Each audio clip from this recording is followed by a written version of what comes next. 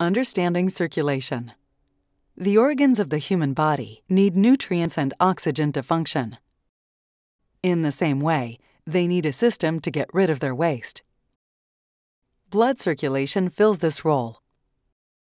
It can be compared to a house's plumbing system. It brings water to all points of use through faucets. Once used, the wastewater returns to the sewer through drains. The plumbing system of the human body is made up of blood vessels, arteries, veins, and capillaries. Placed end to end, this network would be nearly 100,000 kilometers long. The body also has a very effective pump to circulate the blood in the organs. The heart. It's a pump for life, which starts pumping on the 14th day of fetal life. The arteries and veins are connected to the heart and allow the pumped blood to circulate throughout the body.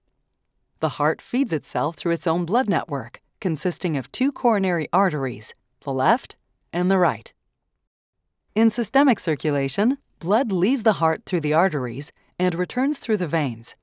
It routes the oxygenated blood to all of the body's organs, then returns the venous blood that is lacking in oxygen and rich in carbon dioxide to the heart. The aorta is the body's largest and thickest artery. It begins at the left ventricle of the heart and extends to the abdomen, where it divides into two smaller arteries that continue down the legs. The inferior vena cava receives blood from various organs in the abdomen, gastrointestinal tract, and legs. Meanwhile, the superior vena cava collects blood from the head, neck, thorax, and arms. Both vena cava empty into the right atrium of the heart. At the same time, pulmonary circulation takes place between the heart and the lungs.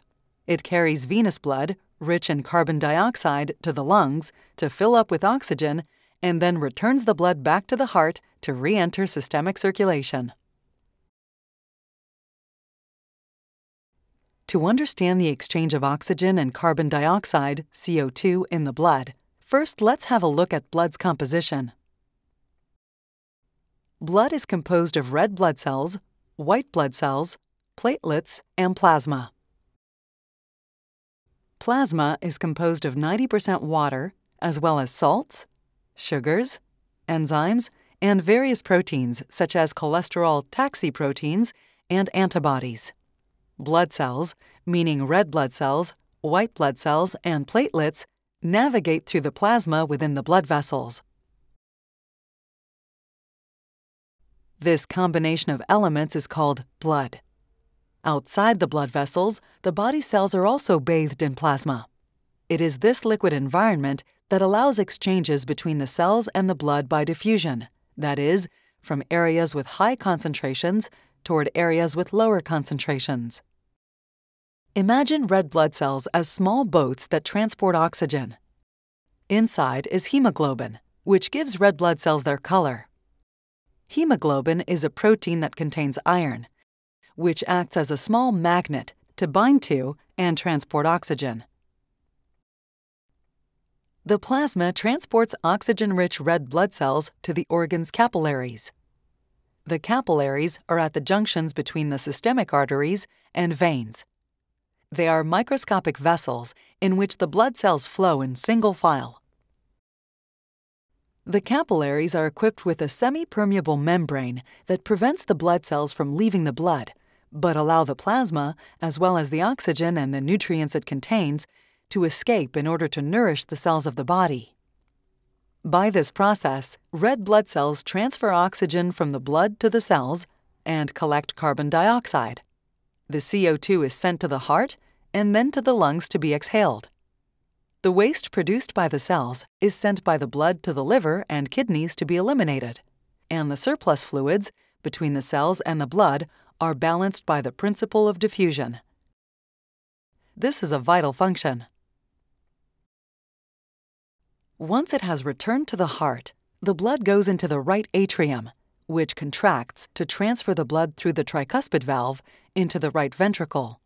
In turn, the right ventricle contracts and expels its contents into the pulmonary artery through the pulmonary valve.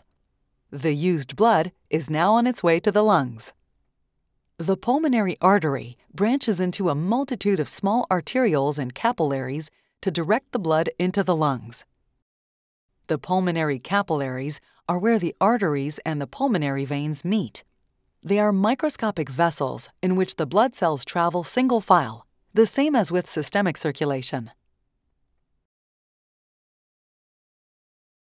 The lungs are composed of more than 600 million small air sacs called alveoli.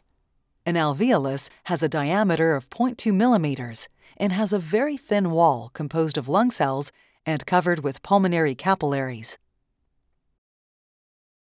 When we breathe, oxygen penetrates the alveoli and is diffused to the capillaries through the plasma. It will then serve as fuel for the body's cells. Carbon dioxide, the waste produced by the cells, is eliminated by exhalation during the respiration cycle. The oxygen-rich blood leaves the capillaries, which come together to form small venules, then small veins, and finally reaches the left auricle of the heart by one of the two pulmonary veins of each lung. The oxygenated blood penetrates the left atrium, which contracts to transfer blood into the left ventricle through the mitral valve. In turn, the mitral valve contracts and expels its contents into the aorta through the aortic valve. The oxygenated blood now continues throughout the rest of the body, and the cycle continues with each heartbeat. Go to iCardio.ca to discover a wealth of information about heart health.